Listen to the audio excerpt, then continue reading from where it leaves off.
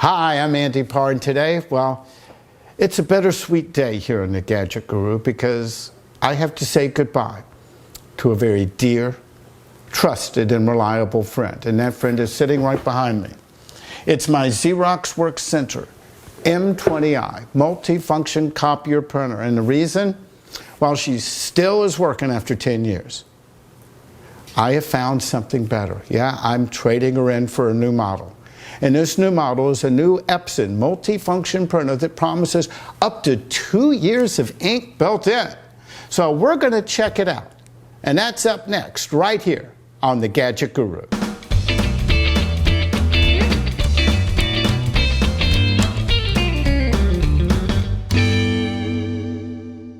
Okay, this video is going to be done in parts because that's a big printer. And we're going to have to move this out of the way. And the box this Epson came in is a jumbo box. Here, take a look at this. I'll go in and jump around the table. Let me do this.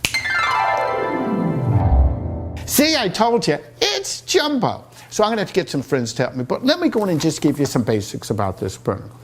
This is the Epson WF-R4640 EcoTank wireless color all-in-one super tank printer with fax. Now, yeah, I'm reading that because that's a lot to say. Now, recently, I had to replace a Canon printer. It was a Canon Pixma printer. Well, this thing really gave me good quality. I personally got tired of changing all the ink cartridges. It seemed that every week or so, I was hitting some kind of notice. You're running low on ink. You're running low on this one, or magenta, or cyan, or whatever. I just got tired of it. It was working fine. I gave it to a friend along with my backup ink cartridges.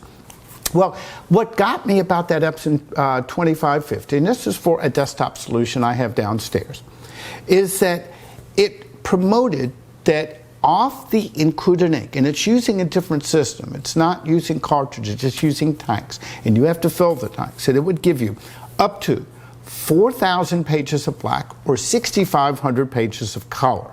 And they said that that was up to 2 years of ink.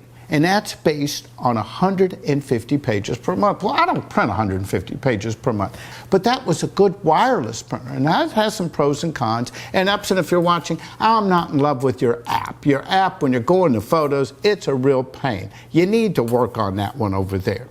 But let me tell you, it's set up pretty well. It took me about 20 minutes to get it set up. One tip if you're doing it, because you're using ink bottles, wear rubber gloves. They tell you to do it in the instruction book. Well, listen to them because they're right on it. Because I got some ink on my gloves, and that's printer ink. That's not something that's easy to come off. I didn't want to go walk around with blue or yellow or pink fingers. So that was pretty good advice. So go on and take that. So I've had that thing for a couple of months, and let me tell you, it's reliable. I can print wirelessly with it. I get pretty good photo quality. I wouldn't call this the best photo quality printer, but I'm not using for that. But you get real good color ink coverage. And also, once it's set up, it's pretty much a no-brainer to use. So I decided, you know, after 10 years, let's go in and replace this one. And as I did my research, I said, you know, let me look at their home office line. And that's where I came up with the WorkForce EcoTank model. This one's going to be a little bit different. So what we're going to do in this video, you're going to see me, I'll probably be in different clothes because I'm going to do this in segments. I'm going to have to get some friends over here to help me unbox it. And then we're going to put this back here. So I'm going to snap my fingers when I come back. I'm probably going to be wearing different clothes. And my dear friend, the Xerox Work Center M20i is going to be gone. And in its place is going to be the Epson. So here goes. Well, as I told you, this thing is one jumbo box. It's a big printer. So now let's get it open. Well, I need a knife. Here, got one. I always like to use these things because that way you don't cut too deep into it. Let's go in and get her open.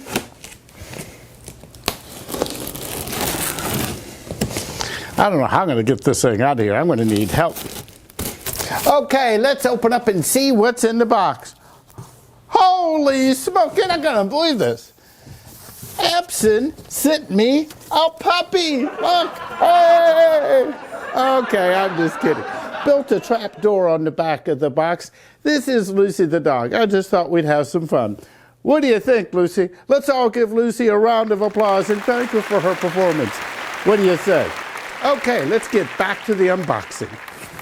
Okay, now as we open her up, I don't need this anymore. Okay, we go through, and you know, I don't need to go through a lot of this. We got stuff in here. I'm going to go through and read it. We have the packing materials, so I'm going to put those over here. Now, this is important. We have the ink supplies in here. Let's go in and take a look at those. I guess I needed that knife. Okay, we have a piece of tape here. This one is the black ink supply. It is well marked. Up. One more seal. Okay.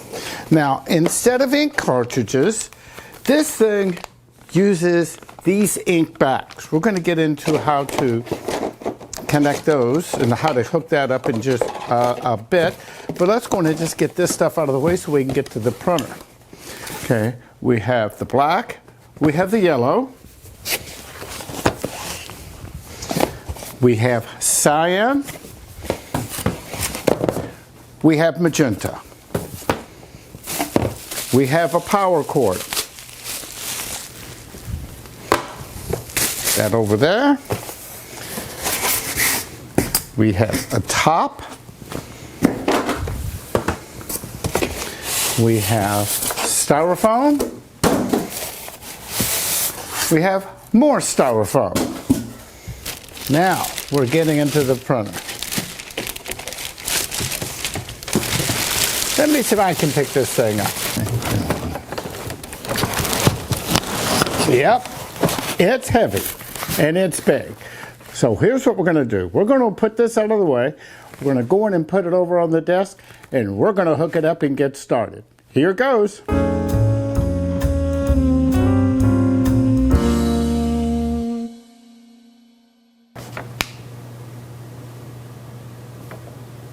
Oh, welcome back. Hi, I didn't see you over there. Well, as you can see, the Epson WF-R4640 is in its new home.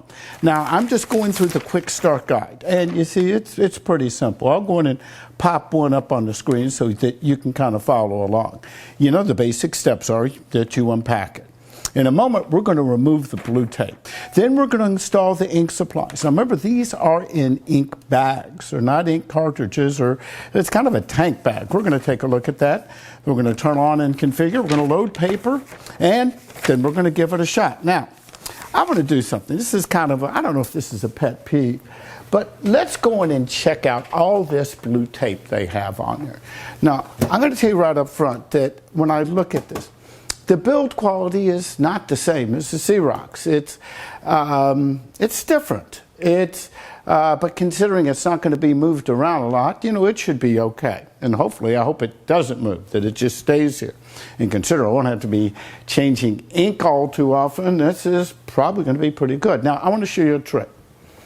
When you get a device like this, a large printer, or any kind of printer, and you have nice furniture, even not so nice furniture, get these little slider legs or felt cushions and just simply put them on the bottom. And here's the reason. There's going to be times that you're going to have to get around to the back. And what that does is allow you to move it around without scratching your furniture. Just a quick tip, those things, you can find them anywhere.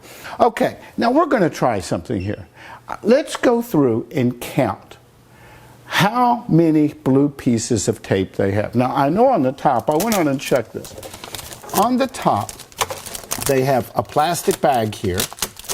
And what this does, it has these little yellow kind of gaskets or little devices like this. I don't know if you can see them here. I'll bring them closer. Let's see if you can zoom in on that.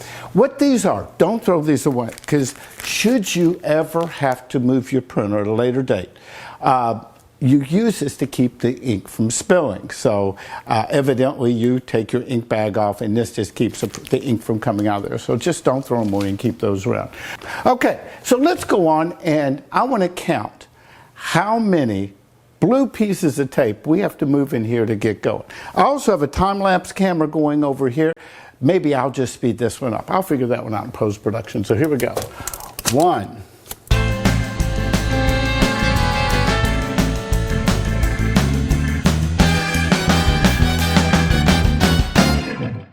Okay, that's 47 pieces of tape. 1, 2, 3, 4 pieces of styrofoam and a yellow spacer of some sort. Okay, so now let's go through.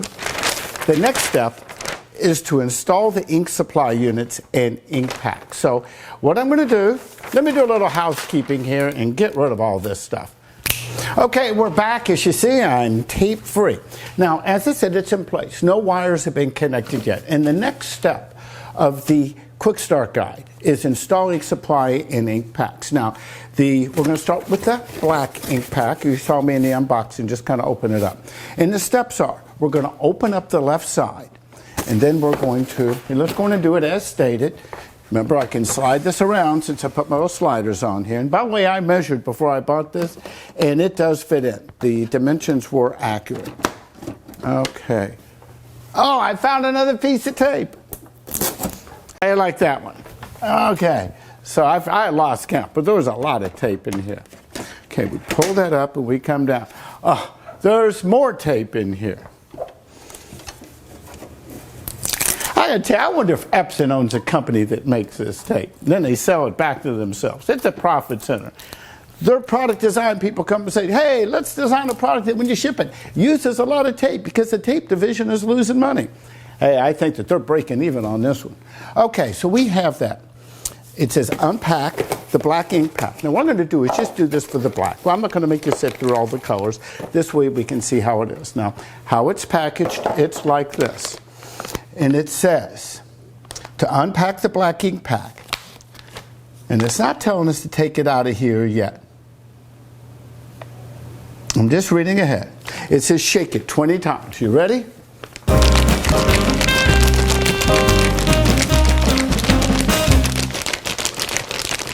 Okay, that was at least 20. Okay, I'm sure the ink might have settled in here. It says unpack the black. Took it out of here. I guess now we need to get some scissors and open this up. Found the scissors.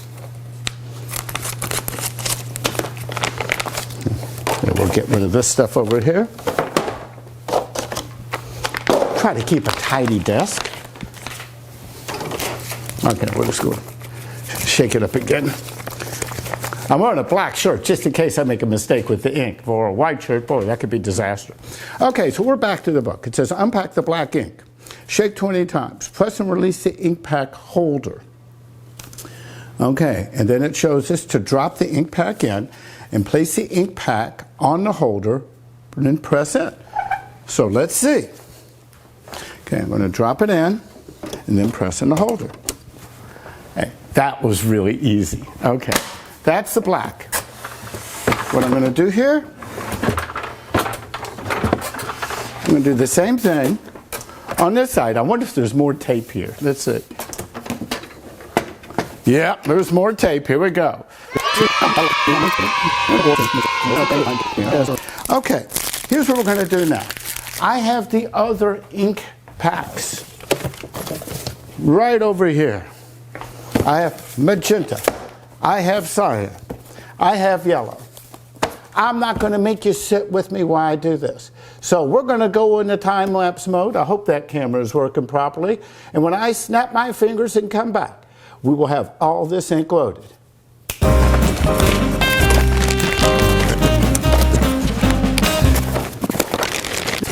Now, I'm sure we could take it out of the plastic bag and shake first. You know, one good reason to shake it in the plastic bag, should this thing have a puncture, it would leak inside the bag, not on me. So anyway, they didn't tell us that in the book. I made that one up as we went along. Please hang up and try again. Okay, as you can see, it is now configured. We have the black tank on the left side. We have the 3 bags or ink tanks of the colors on the right side. The next step is, it says to turn on and configure. Now I'm just going to go through this setup. Okay, we are going to select English. It says initializing, please wait. Do not open any covers or turn the power off until initialization is complete. This takes about 12 minutes. So, let's go on. I'm not going to make you sit through all that. Let's go on and take a break. We'll be back in just a moment. And we're just waiting. Now I'm getting flashing lights here, and I don't know what that means. There's an error in printing, so let's see what's going on here. And I'm looking on the screen, on the window screen, it's saying, one document in queue. Oh, time to register my product.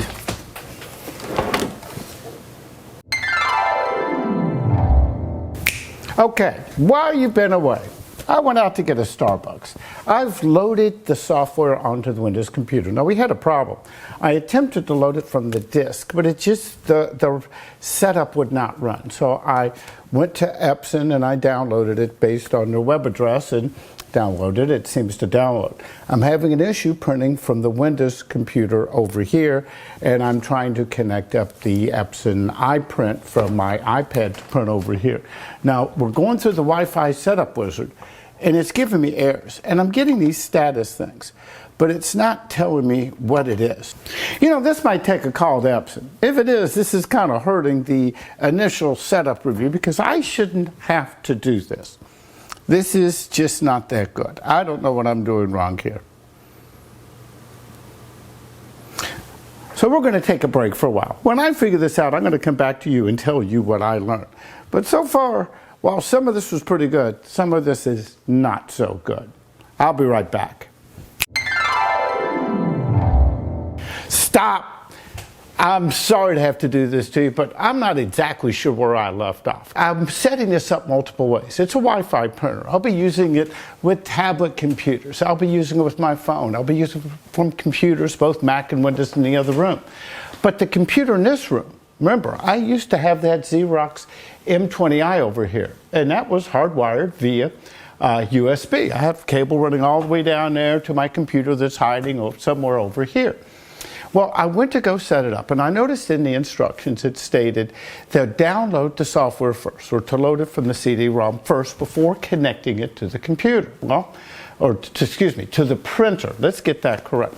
So of course, I didn't have it connected there, and I started with the CD-ROM. And that's the first sign something was kind of going awry. I put it into the CD-ROM drive. I went through and I clicked all the right buttons. I got to the setup.exe file, and I clicked it. And nothing happened. So I clicked it again, and nothing happened. And I tried it a third time, and guess what? Nothing happened. So I did what any normal human being would do. I went to the internet. I went to the Epson site. I went to the page it's listed on the Quickstart guide. I quickly found the whole package of software suites for the printer, the scanner, the fax, everything you're going to need. I downloaded that. I went through the install process. I got to the part where it said, now connect the printer. Well, I did, and guess what? Nothing happened. Nothing. Couldn't connect. Now remember, I knew all my connections were good. Now I got a whole bird's nest worth of wiring going down there.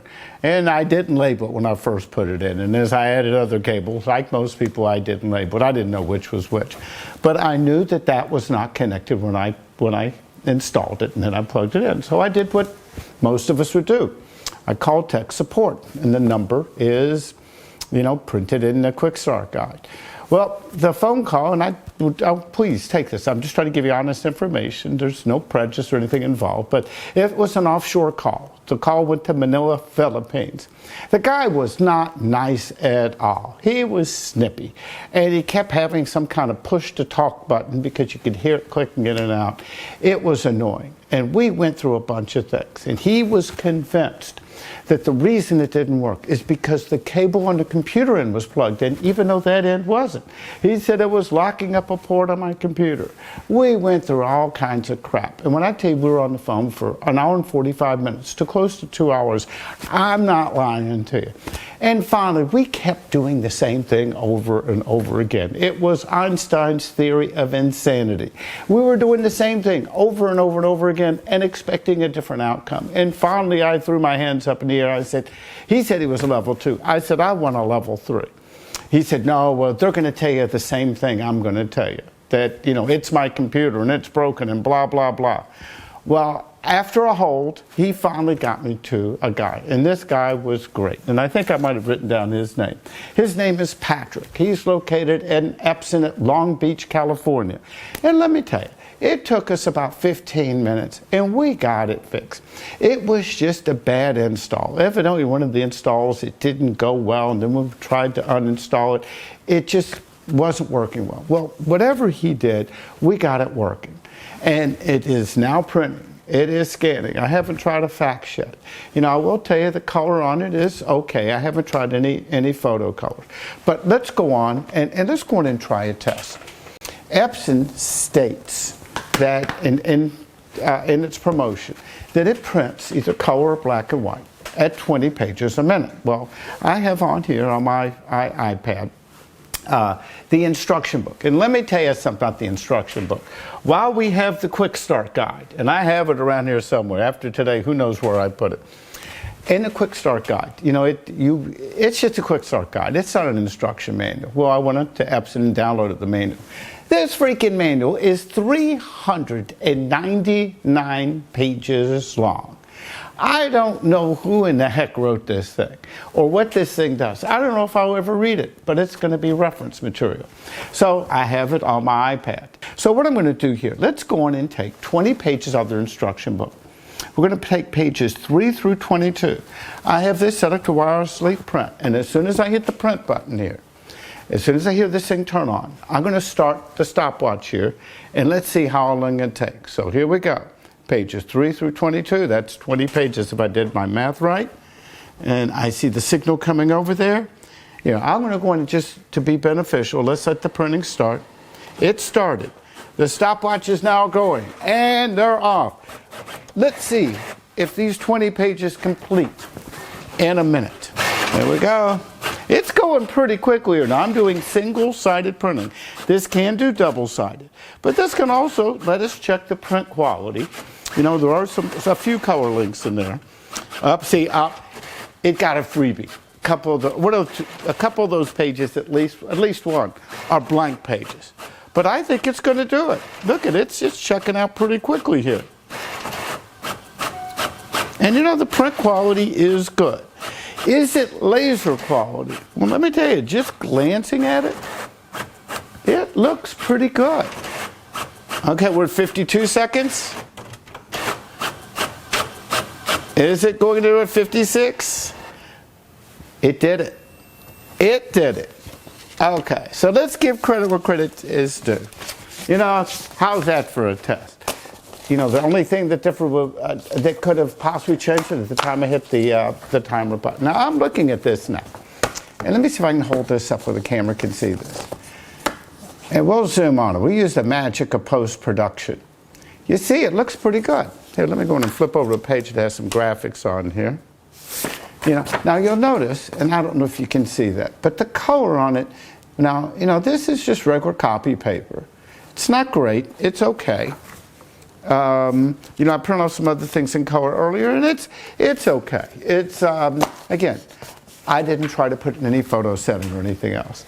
So that's pretty much it. I know this has been long-winded, but if you've seen any of my other reviews or overviews, well, you know, that's just the way I am. Now, how is this thing on long term? You know, we don't know yet. You know, is this thing going to really last me 2 years of ink? Well, the way I print it should last at least that long. So maybe I'll check in and on the blog post on GadgetGuru.com or on YouTube or on Facebook, and I'll chime in. Now, if you have any experiences with it, share this with them. Right now, my only 2 complaints are, I think the build quality for a product of this caliber could be better. I also think that the instruction book, at 399 pages, there should be an easier way to tell us how to use many of the features in an abbreviated version. But they just didn't do that. That would be a nice thing. I will say on tech support, from my personal experience, the first level you call in on, if you're being answered, you know, in a farmed out operation overseas, if they don't answer your question in the first 10 to 15 minutes, just demand to be upgraded to a domestic operator, one who's at the home office here in the U.S., because you'll probably have a better result. Okay, there's just one more thing. And that's if you like this video, as long-winded as it is, I do have shorter ones, you'll probably like this video right here. And if you don't like that video, then you'll check out that one right here.